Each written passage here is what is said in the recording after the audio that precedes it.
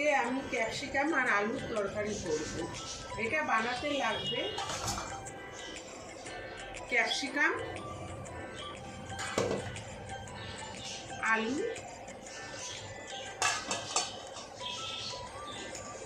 Tomato আর লঙ্কা, এটাই লাগবে।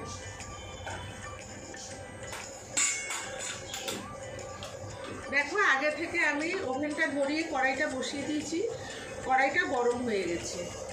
এবার আমি সরষের তেল দিয়ে দিচ্ছি।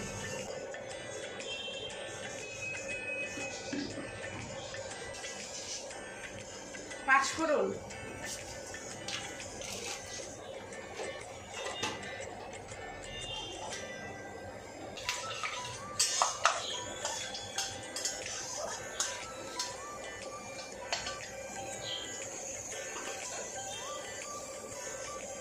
দেখো পাঁচফোড়নটা ভাজা হয়ে গেছে। আমি এবার আলুটা দিয়ে দিচ্ছি। এই যে আলুটা দিয়ে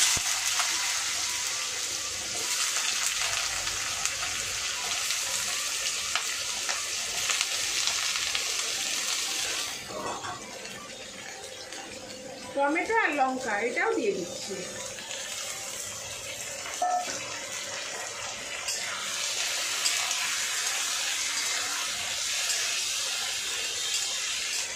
একটু নাড়াচাড়া করে দিচ্ছি। এবার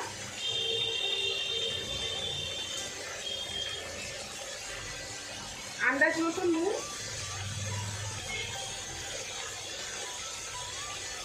আর হলুদ,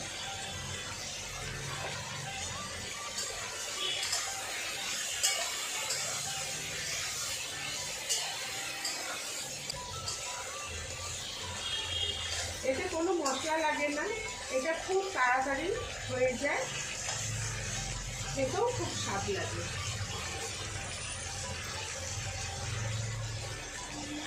দেখো এবার জল দিয়ে দিচ্ছি।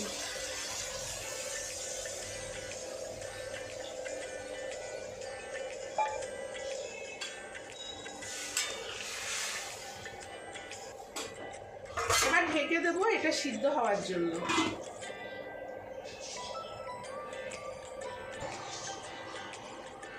বন্ধুরা দেখো এবার আমি ঢাকনাটা খুলে দেখি আলুটা সিদ্ধ হয়েছে নাকি।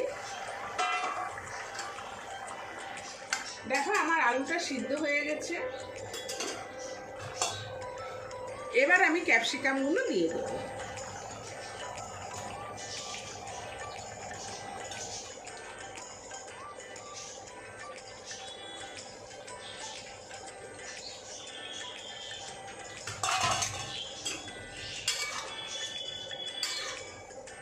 এবার এর সঙ্গে ক্যাপসিকামটাকে নেড়ে চেড়ে ক্যাপসিকামটা যখন সিদ্ধ হয়ে যাবে তখন আমি এটা নামিয়ে দেব।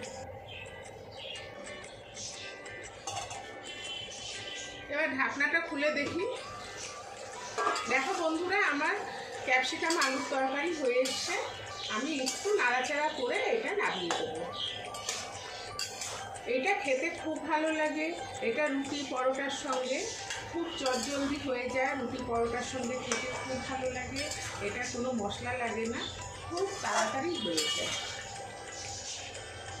এই রেসিপিটা যদি তোমাদের ভালো লেগে থাকে তাহলে লাইক, শেয়ার, সাবস্ক্রাইব অবশ্যই করো।